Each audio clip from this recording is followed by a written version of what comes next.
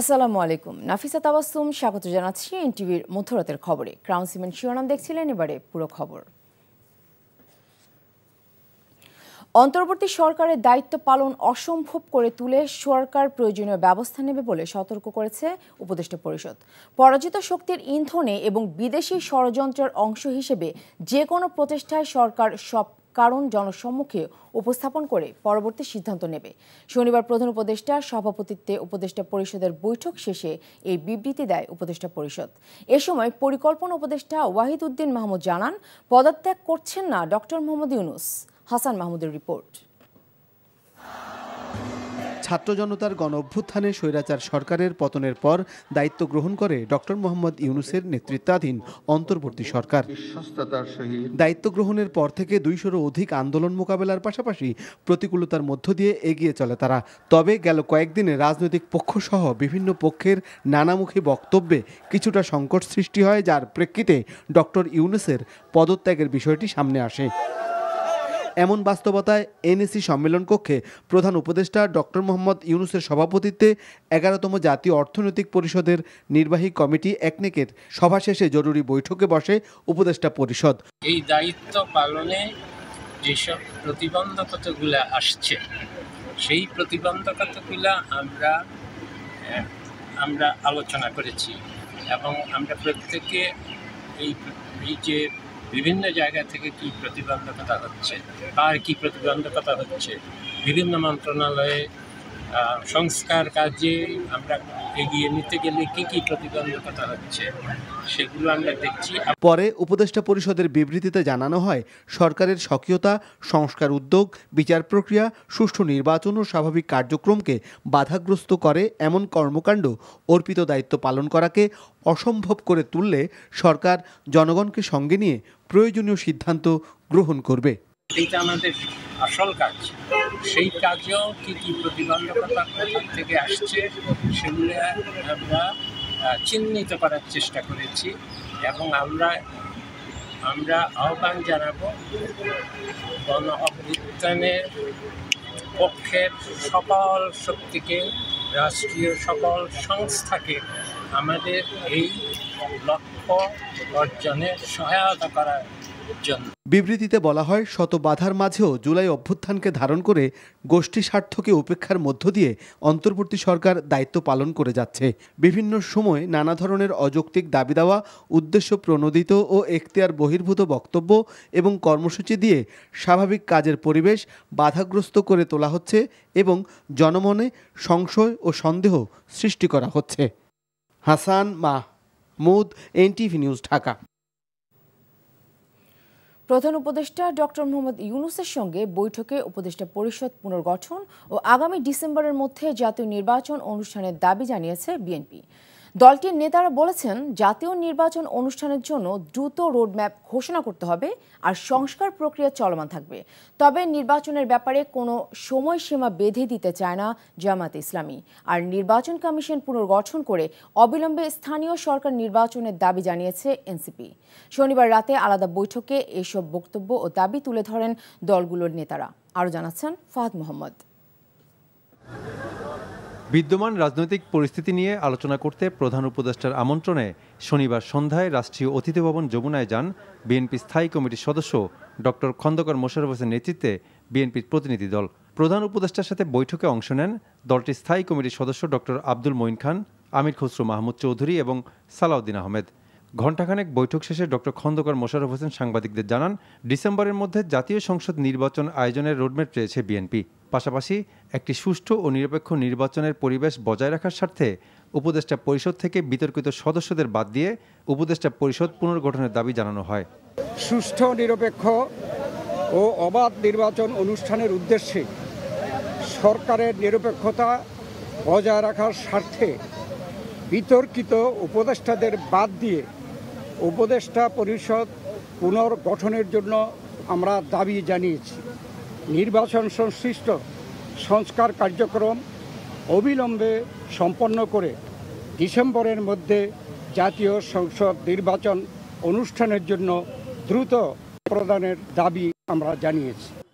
বিএনপির পর প্রধান উপদেষ্টার সাথে বৈঠক করতে যমুনায় প্রবেশ করেন জামায়াতের আমির ডাক্তার শফিকুর রহমানের নেতৃত্বে দলটির নায়েবে আমির সৈয়দ আবদুল্লাহ মোহাম্মদ তাহের। প্রায় আধা ঘন্টা বৈঠক শেষে জামায়াতের আমির সাংবাদিকদের জানান, নির্বাচনে কোনো সময়সীমা বেঁধে দেয়নি জামাত। সংস্কার শেষ হলে ফেব্রুয়ারি বা আরও সময় প্রয়োজন হলে রোজার পরে নির্বাচন আয়োজন করা যেতে পারে। আমরা কোনো সময় বেঁধে দেইনি, আমরা কমফোর্টেবল দুইটা টাইম আপনাদের মাধ্যমে এই জাতিকে জানিয়েছি। যদি সংস্কার শেষ হয়ে যায় তাহলে ফেব্রুয়ারির মধ্যভাগে এটা হতে পারে, আর যদি সংস্কারের ভিতরে শেষ না হয় আর একটু সময় লাগে, এরপরেই যেহেতু রোজা শুরু হয়ে যাবে, রোজার পর হতে হবে, তারপরে এটাকে টেনে লম্বা করলে কোনো সুষ্ঠু নির্বাচন করা সম্ভব হবে না। আমাদের দেশের আবহাওয়া এটা এলাও করবে না। যারা পদত্যাগ চেয়েছেন এই ব্যাপারে তারাই ব্যাখ্যা ভালো দেবেন। আমরা কারোই কোনো পদত্যাগ চাইনি। জামায়াতে ইসলামের পর প্রধান উপদেষ্টার সাথে বৈঠকে বসেন জাতীয় নাগরিক পার্টি এনসিপি। নির্বাচন কমিশন পুনর্গঠন করে দ্রুত স্থানীয় নির্বাচনের দাবি জানানো হয় এনসিপির পক্ষ থেকে। পাশাপাশি গণ অভ্যুত্থানের প্রতিনিধি হিসেবে যারা উপদেষ্টা হয়েছেন তাদের নিয়ে সমালোচনা এবং অপমানের নিন্দা জানায় এনসিপি। ইলেকশন কমিশনের উপর আস্থা রাখতে পারছি না রাজনৈতিক দল হিসেবে। সেই ইলেকশন কমিশন পুনর্গঠন করে যাতে স্থানীয় সরকার নির্বাচনের দ্রুত আয়োজন করা হয়, এর ফলে নাগরিক সেবা যেই দুর্ভোগটি হচ্ছে, নাগরিক সেবা পাচ্ছে না জনগণ, সেটি নিশ্চিত করা সম্ভব হবে। জুলাই মাসের মধ্যেই জুলাই সনদ আসবে এরকমটা আশ্বস্ত আমাদেরকে করা হয়েছে। আমরা বলেছি যে বিচারটাও কবে শেষ হবে, কোন প্রক্রিয়া আগাবে, এবং নির্বাচন যেটা জানুয়ারি থেকে ডিসেম্বর থেকে জুনের মধ্যে হওয়ার কথা, সেটারও একটা সুনির্দিষ্ট পরিকল্পনা যাতে সরকারের পক্ষ থেকে ঘোষণা করে। তিনটি রাজনৈতিক দলের সাথে বৈঠক শেষে প্রধান উপদেষ্টার প্রেস সচিব শফিকুল আলম সাংবাদিকদের জানান, বিচার প্রক্রিয়া এই মাসেই শুরু হবে বলে আশা করেন প্রধান উপদেষ্টা। প্রফেসর ইউনূস বিএনপির ওই মিটিংয়েই বলেছেন যে ইলেকশন উনি ডিসেম্বর থেকে জুনের মধ্যে করবেন। উনি বলেছেন যে উনি জুন 30 কাট অফ টাইম, এর ওই পারে যাবে না। Fahad Mohammad, NTV news, Dhaka. বিএনপির স্থায়ী কমিটির সদস্য নজরুল ইসলাম খান বলেছেন, কোনো দলকে সংগঠিত করা আর কোনো দলের ঐক্য তৈরি করার জন্য নির্বাচন পেছানোর সুযোগ নেই। নির্বাচন ডিসেম্বরের মধ্যেই দিতে হবে। শনিবার বিকেলে বগুড়ার কেন্দ্রীয় ঈদগাহ মাঠে ছাত্রদল, যুবদল ও স্বেচ্ছাসেবক দলের রাজশাহী ও রংপুর বিভাগের তারুণ্যের সমাবেশে এসব কথা বলেন তিনি। বগুড়ার আতিকুর রহমান সোহাগকে সাথে নিয়ে ইমরুল আহসানের রিপোর্ট। ক্যামেরায় ছিলেন আনোয়ার হোসেন মিলন ও ইমদাদুল হক। রাজনৈতিক নানা তর্ক বিতর্কের মধ্যেই দেশ জুড়ে মাঠের কর্মসূচি নিয়ে ব্যস্ত বিএনপির 3 তরুণ সংগঠন যুবদল, ছাত্রদল ও স্বেচ্ছাসেবক দল। তারুণ্যের রাজনৈতিক অধিকার প্রতিষ্ঠায় রাজশাহী ও রংপুর বিভাগের এই সমাবেশে ঢল নামে নেতাকর্মী আর সমর্থকদের। যদিও থেমে থেমে দিনভরই বৃষ্টি ছিল বগুড়ায়, তবে বৈরী আবহাওয়া উপেক্ষা করেই কানায় কানায় পূর্ণ হয়ে যায় সেন্ট্রাল স্কুল মাঠ। ভূমিকা পালন করেছে। সমাবেশের শেষের দিকে শুরু হয় মুষলধারে বৃষ্টি। বৃষ্টিতে ভিজে বক্তব্য দেন কেন্দ্রীয় নেতারা। বক্তব্যে সবকিছু ছাপিয়ে উঠে আসে সংস্কার আর নির্বাচন প্রসঙ্গ। এ সময় আবারও ডিসেম্বরেই নির্বাচন আয়োজনের দাবি জানান বিএনপি নেতারা। আমরা অত্যন্ত গৌরবের সাথে বলতে পারি, যারা সংস্কারের কথা বলেন তারা অনেক কথা বলছেন, কিন্তু 31 দফার বাইরে নতুন কোনো কিছু তাদের মাথা থেকে আসে না। যাকে অবাধ, সুষ্ঠু, নিরপেক্ষ নির্বাচনের জন্য যেসব সংস্কার জরুরি, সেই সব সংস্কার আলোচনার মাধ্যমে সম্পন্ন করে যত দ্রুত সম্ভব জনগণের অধিকার জনগণকে ফিরিয়ে দিই। প্রধান উপদেষ্টাকে নিয়ে বিএনপির কোনো সমালোচনা না থাকলেও কোনো কোনো উপদেষ্টাকে নিয়ে প্রশ্ন তোলেন দলের নেতারা। অন্তর্বর্তীকালীন সরকার, মনে রাখতে হবে, আপনারা স্থায়ী সরকার নন, আপনারা নির্বাচিত সরকারও নন, আপনারা অন্তর্বর্তীকালীন সরকার। তার একটা সুনির্দিষ্ট দায়িত্ব আছে, সেই দায়িত্ব পালন করে তাকে চলে যেতে হবে। নির্বাচন চাই, নির্বাচন দিন। উনারা মনে করছেন এইটা মহাপাপ আমরা করে ফেলেছি, এইটার বিরুদ্ধে কথা বলা যাবে না। নাতি নাতনি উপদেষ্টা বানালে সেই সরকার যে খুব অভিজ্ঞ সরকার হয় তা না। ডক্টর ইউনূস সাহেব অভিজ্ঞ মানুষ, আমরা তার বিরুদ্ধে সমালোচনা নেই, কিন্তু তাকে তো বুঝতে হবে আসিফের কথা শুনে দেশ চালালে সেই দেশ খুব ভালো মতো চলবে না। চট্টগ্রাম, খুলনা আর বগুড়ার পর আগামী 27 ও 28 মে রাজধানীতে হবে ঢাকা, সিলেট, ময়মনসিংহ ও ফরিদপুর বিভাগের তারুণ্যের কর্মসূচি। জাতীয় নির্বাচনের রোডম্যাপ ঘোষণা করতে অন্তর্বর্তী সরকারকে চাপে রাখতে চায় বিএনপি। এছাড়া প্রায় 4 কোটি নতুন ভোটার যারা বিগত 15 বছরের ভোটাধিকার থেকে বঞ্চিত ছিল তাদেরও কাছে টানতে চায় তারা। মূলত এই উদ্দেশ্যকে সামনে রেখে দলটির 3 সহযোগী সংগঠনের ধারাবাহিক এই সমাবেশের কর্মসূচি। Imrul Hasan, NTV news, Bogura. জুলাই হত্যাকাণ্ডের বিচার, নির্বাচনের রোডম্যাপ এবং সংস্কারের বিষয়গুলো একসাথে ঘোষণার আহ্বান জানিয়েছে জাতীয় নাগরিক পার্টি এনসিপি।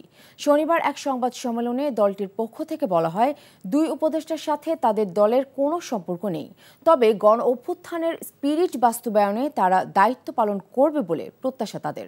ইফতেখার রেজার রিপোর্ট। দেশের সমসাময়িক রাজনৈতিক পরিস্থিতি নিয়ে রাজধানীর বাংলা মোটরে দলের কার্যালয়ে জাতীয় নাগরিক পার্টির এ সংবাদ সম্মেলন।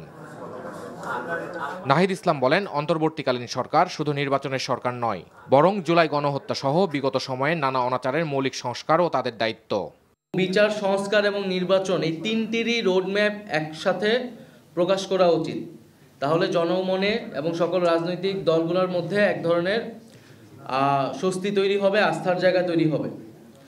ফলে আমাদের অন্তর্বর্তী সরকারের প্রতি আহ্বান, জুলাই ঘোষণাপত্র এবং বিচার, সংস্কার এবং নির্বাচনের রোডম্যাপ একত্রে ঘোষণা করা। 5 আগস্টের পর সেনানিবাসে আশ্রয় নেওয়াদের তালিকা আরও আগে প্রকাশ করা উচিত ছিল মন্তব্য করে নাহিদ ইসলাম বলেন, অতীতে 111 ভালো ফলাফল বয়ে আনেনি। সেনাবাহিনীর পক্ষ থেকে 626 জনের একটা তালিকা, যেটা আমরা দীর্ঘদিন ধরে শুনে আসছিলাম, সেই তালিকা প্রকাশ করা হয়েছে। তো এই তালিকাটা যদি আরও আগে প্রকাশ করা হইতো, এটা তো আসলে 18ই আগস্ট বা আগস্ট মাসেরই ঘটনা, তাহলে আসলে জনমনে কিন্তু কোনো ধরনের সন্দেহ এবং শঙ্কা তৈরি হতো না এবং এক প্রতিষ্ঠানের বিরুদ্ধে কেউ কথা বলার সুযোগ পেত না। 111-এর ঘটনা জানি, এই সকল ঘটনা কিন্তু আমাদের গণতন্ত্রের জন্য, আমাদের রাষ্ট্রের জন্য এবং আমাদের সেনাবাহিনী প্রতিষ্ঠান হিসেবে কারোর জন্য কিন্তু কখনোই ভালো ফলাফল নিয়ে আসেনি। ফলে সেই বিষয়টা যাতে আমরা সকলেই বিবেচনা করি, যার যেটা কাজ, যার যেটা দায়িত্ব, সেটাই যাতে সে পালন করে। এক প্রশ্নের উত্তরে এনসিপির সদস্য সচিব আখতার হোসেন করিডোর ও বাংলাদেশের নিরাপত্তার সাথে সংশ্লিষ্ট বিষয়ে সরকারকে রাজনৈতিক দলগুলোর সাথে আলোচনার দাবি জানান। রিলিফ করিডোর হোক আর হিউম্যানিটেরিয়ান করিডোর হোক, যে সিদ্ধান্তের দিকেই সরকার অগ্রসর হতে চাক না কেন, সে ব্যাপারে যেন জনগণের মধ্যে এবং রাজনৈতিক দলগুলোর সাথে কোনো ধরনের ধোঁয়াশা না থাকে। অন্তর্বর্তী সরকারের সদিচ্ছা ও রাজনৈতিক দলগুলোর সহযোগিতায় দেশকে এগিয়ে নিয়ে যেতে হবে বলেও মন্তব্য করেন এনসিপির এই নেতা। Iftekhar Reza, NTV news, Dhaka. অন্তর্বর্তী সরকারে ছাত্রদের যেমন উপদেষ্টা আছেন, তেমনি বিএনপির উপদেষ্টা রয়েছেন দাবি করে ইনকিলাব মঞ্চ বলেছে, ছাত্র উপদেষ্টারা পদত্যাগ করলে এই সরকারের বৈধতা থাকে না। ঢাকা বিশ্ববিদ্যালয়ের মধুর ক্যান্টিনে সংবাদ সম্মেলন করে সংগঠনটি। দেশের সকল মানুষ এই 3টে কাজের কারণে, বিচার, মৌলিক সংস্কার এবং নির্বাচনের দাবিতে আপনারা ডক্টর ইউনূসের হাতকে শক্তিশালী করেন। সেক্ষেত্রে প্রস্তাবনা, এই যে কিছু অতি পাকনা উপদেষ্টা আছে যাদের কারণে জুলাইয়ের ঐক্য বিনষ্ট হয়, দুর্নীতিগ্রস্ত, তাদেরকে প্রয়োজন আপনি স্যাক করেন। স্যাক করতে সমস্যা হলে তাদেরকে দপ্তরবিহীন করে রাখেন, খাবে আর ঘুমাবে আর ফেসবুক টিপবে, আর কোনো কাজ নাই। নির্বাচনের জন্য সরকারকে বাধ্য করতে চায় না জামাত ইসলামী, বরং সহায়তা করতে চায় বলে মন্তব্য করেছেন দলটির আমির ডক্টর শফিকুর রহমান। গত 9 মাসেও সংস্কার এবং গুম খুনের বিচার প্রক্রিয়া দৃশ্যমান না হওয়ায় কিছুটা হতাশা প্রকাশ করেন তিনি। প্রত্যাশা করেন রাজনৈতিক দল ও অংশীজনের মধ্যে অর্থবহ সংলাপে চলমান সংকট কেটে যাবে। আবির আহমেদের রিপোর্ট। রাজধানীর মগবাজারে জামাতে ইসলামীর কেন্দ্রীয় মজলিসে শুরার অধিবেশন, যেখানে বর্তমান পরিস্থিতিতে সৃষ্ট বেশ কিছু সংকট নিয়ে কথা বলেন দলটির আমির। সংঘাত এবং কাদা চোরাচুরির মধ্য দিয়ে জাতিকে আর অনিশ্চয়তার দিকে ঠেলে দেওয়া কোনো অবস্থায় সমীচীন হবে না। নির্বাচন ইস্যুতে কিছু রাজনৈতিক দলের সাথে সরকারের বোঝাপড়ার ঘাটতি এবং তাতে জামাতের অবস্থান তুলে ধরেন আমির। কথা বলেন সংস্কার ও গুম খুনের বিচার প্রক্রিয়া নিয়ে। জাতীয় নির্বাচন এই বছরের ডিসেম্বর থেকে আগামী বছরের জুনের মধ্যে সম্পন্ন করতে চান, তার এই কথার উপরে আমরা আস্থা রাখতে চাই। আমরা তাকেও বাধ্য করতে চাই না। যারা গত 15.5 বছর ধরে এই দেশে মানুষকে গুম করেছেন, তাদের বিচারের প্রক্রিয়াটা দৃশ্যমান হতে হবে। একটা অন্তর্বর্তীকালীন সরকারের সময়ে পুরা বিচার হয়ে যাবে এটা কেউ দাবি করে না, কিন্তু বিশ্বাসযোগ্য দৃশ্যমান কিছু কাজ তো সামনে আসতে হবে, সেরকম কিছু এখনো জনগণ দেখতে পাচ্ছে না। রাজনৈতিক দল ও অংশীজনদের সাথে আলোচনার মাধ্যমে সমাধানের প্রত্যাশা করেন জামাতের এই শীর্ষ নেতা। মানবিক করিডোরের নামে একটা উদ্যোগ, এর সাথে জাতীয় নিরাপত্তার বিষয় জড়িত। রাজনৈতিক দলসমূহের সাথে বসে আরও যারা অংশীজন আছেন তাদের সাথে বসে, সকল পক্ষের সাথে না বসে এই ধরনের কোনো উদ্যোগ নেওয়া দেশের জন্য কল্যাণকর হবে না।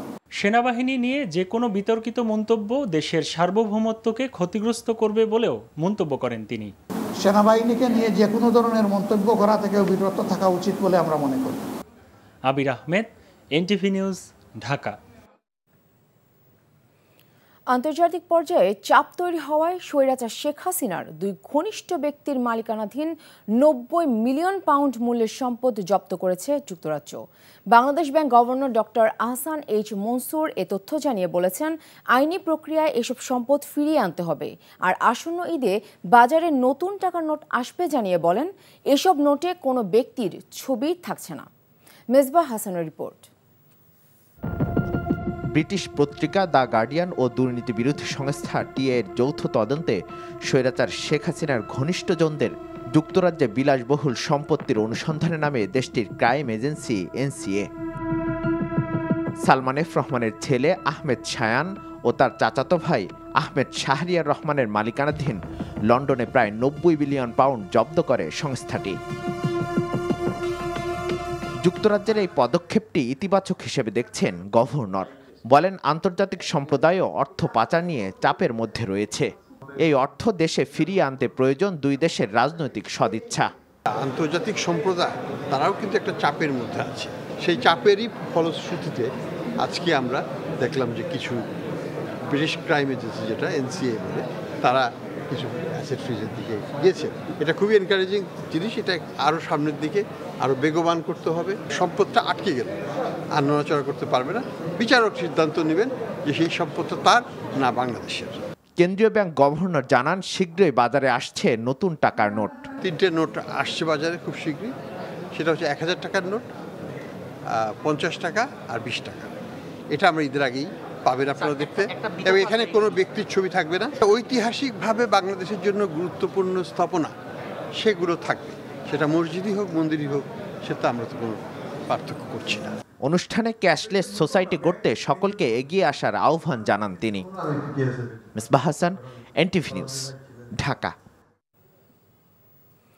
সাবেক আইনমন্ত্রী আনিসুল হকের বান্ধবী অ্যাডভোকেট তৌফিকা করিমের নামে ৫৯ কোটি ২৩ লাখ টাকার অবৈধ সম্পদ অর্জনের অভিযোগে মামলা দায়েরের অনুমতি দিয়েছে দুর্নীতি দমন কমিশন দুদক। বিকেলে দুদকের নিয়মিত ব্রিফিংয়ে তিনি এ তথ্য জানান। তৌফিকা করিম নিজ নামে ৮৮টি ব্যাংক হিসেবের মাধ্যমে মোট ৩৭ কোটি ৪৫ লাখ ৪৭ হাজার টাকার সন্দেহজনক আর্থিক লেনদেন করার মাধ্যমে অবৈধ অর্থ স্থানান্তর ও রূপান্তর করেছেন বলে জানানো হয় দুদকের ব্রিফিংয়ে। এসব সম্পদ অর্জনের বিপরীতে তার কোনো গ্রহণযোগ্য উৎসের পরিমাণ পাওয়া যায়নি বলে জানিয়েছেন দুদকের উপপরিচালক আক্তারুল ইসলাম। মানি লন্ডারিং প্রতিরোধ আইন ২০১২-র বাধায় এটি শাস্তিযোগ্য অপরাধ বলে জানান তিনি। তৌফিকা করিমের এই কর্মকাণ্ডের সাথে আরও কেউ জড়িত থাকলে তাদের বিরুদ্ধেও দুদক ব্যবস্থা নেবে বলেও জানান আক্তারুল ইসলাম। এবারে মার্কেন্টাইল ব্যাংক অর্থনীতির খবর। বিগত আওয়ামী লীগ সরকারের আমলে দেশের পুঁজি বাজারকে ক্যাসিনোতে পরিণত করা হয়েছে বলে মন্তব্য করেছেন বিএনপির স্থায়ী কমিটির সদস্য আমির খসরু মাহমুদ চৌধুরী। বিনিয়োগের জন্য বিদেশি বিনিয়োগকারীরা সুষ্ঠু ও নিরপেক্ষ নির্বাচনের অপেক্ষায় আছে বলেও জানান তিনি।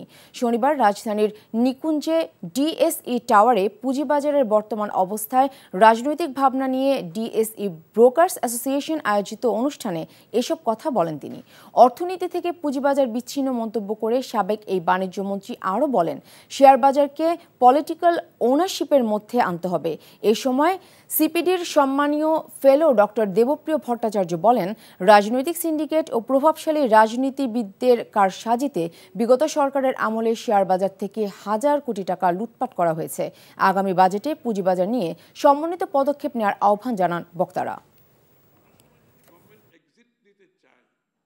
ক্যাপিটাল মার্কেটকে পলিটিক্যাল ওনারশিপের মধ্যে আপনাকে আনতে হবে। তো Bangladesh capital market has become a casino, it's not a capital market anymore. Capital market যদি আপনাকে এফিশিয়েন্টলি চালাতে হয়, প্রফেশনালি আপনি যে ডেলিগেটেড সেলফ রেগুলেটরি প্রসেসে আপনাকে যেতে হবে, আপনাকে ডেলিগেট করতে হবে। আপনার ট্রান্সপারেন্সি, অ্যাকাউন্টেবিলিটি সবাইকে আমাদের সেই জায়গায় যেতে হবে। সাংবাদিক ও শিল্পী আনিসুর রহমান পলাশের ভালোবাসি ময়না গানের পোস্টার উন্মোচন করা হয়েছে। কোরবানির ঈদের আগে পলাশ ইউটিউব চ্যানেল থেকে গানটি রিলিজ হবে। গানটির সঙ্গীত পরিচালনা করেছেন দেবাশিস দেব, ভিডিও ডিরেক্টর সাগর আহমেদ। জেদ্দায় অনুষ্ঠিত সভাপতিত্ব করেন বাংলাদেশ রিপোর্টার্স অ্যাসোসিয়েশন সৌদি আরব পশ্চিমাঞ্চলের নবনিযুক্ত সভাপতি মোহাম্মদ সোহেল রানা। প্রধান অতিথি ছিলেন প্রধান উপদেষ্টা MY আলাউদ্দিন। সংগঠনের সাধারণ সম্পাদক হানিফ সরকার উজ্জ্বলের সঞ্চালনায় বিশেষ অতিথি ছিলেন সংগঠনের সিনিয়র সহসভাপতি মাসুদ সেলিম, সহসভাপতি সাজিদুল ইসলাম, ইনভেস্টর হাজি সালাউদ্দিন সহ অন্যরা। প্রবাসী কর্মসংস্থান সৃষ্টি ও বাংলাদেশি খাবারকে আন্তর্জাতিক পরিমণ্ডলে ব্র্যান্ডিং করতে কাজ করছে কাতার প্রবাসীরা। এনটিভি কাতার প্রতিনিধি জানান, অন্য দেশের সাথে প্রতিযোগিতা করে কাতার বাজার ধরে রাখছেন প্রবাসী ব্যবসায়ীরা। এরই অংশ হিসেবে নাজমার আল ফ্যামিলি ফার্মেসির পাশে বাংলাদেশের রকমারি খাবারের সমাহার নিয়ে যাত্রা শুরু হয়েছে প্রবাসী বাংলা রেস্টুরেন্ট। অতিথিদের সাথে নিয়ে রেস্টুরেন্টটি উদ্বোধন করেন উদ্যোক্তা দিদারুল আলম। বক্তব্য দেন ফেনী সমিতির সভাপতি CIP শাখাওয়াত হোসেন খান, ফেনী অ্যাসোসিয়েশনের সভাপতি কামাল উদ্দিন ও UAE প্রবাসী MA করিম। দোয়া করেন কাতারস্থ বাংলাদেশ স্কুল ও কলেজের সাবেক ভারপ্রাপ্ত অধ্যক্ষ AKM আমিনুল হক। দীর্ঘ 25 বছর ধরে সুনামের সাথে মক্কা মদিনায় হাজিদের সেবা দিয়ে যাচ্ছে Sikdar tours and Abul Kashem Hajj group. Mecca প্রতিনিধি কামাল পারভেজ অভি জানান, প্রতি বছর হাজিদের সেবায় কাজ করে যাচ্ছেন প্রতিষ্ঠানটির চেয়ারম্যান আবুল কাশেম, পরিচালক মোহাম্মদ কামাল উদ্দিন, নওশাদ আলী, দুলাল, মোহাম্মদ সেলিম, আব্দুর রৌফ ও কাউসার আলী মালিক। বাংলাদেশ ছাড়াও Abul Kashem Hajj group Canada, Italy, Japan, চীন সহ বিভিন্ন দেশের হাজিদের সেবা দিয়ে আসছেন। অভিজ্ঞ গাইড ও মোয়াল্লেম দ্বারা আরাফাত, মিনা, মুজদালিফা, জাবলে নূর, রহমতে পাহাড় সহ মদিনা ও তায়েফের ইসলামিক নির্দেশনাগুলো পরিদর্শন করানো হয়। এই ছিল মধ্যরাতের খবরে। এই খবরের ভিডিও সহ আপডেট জানতে ভিজিট করুন NTV অনলাইন www.ntvbd.com। এছাড়াও NTV জনপ্রিয় সব অনুষ্ঠান ও খবরের আপডেট জানতে ভিজিট করুন আমাদের ইউটিউব ও ভেরিফাইড ফেসবুক পেজ। সকাল 7:30টায় সকালের খবর দেখার আমন্ত্রণ রইল। ধন্যবাদ সবাইকে।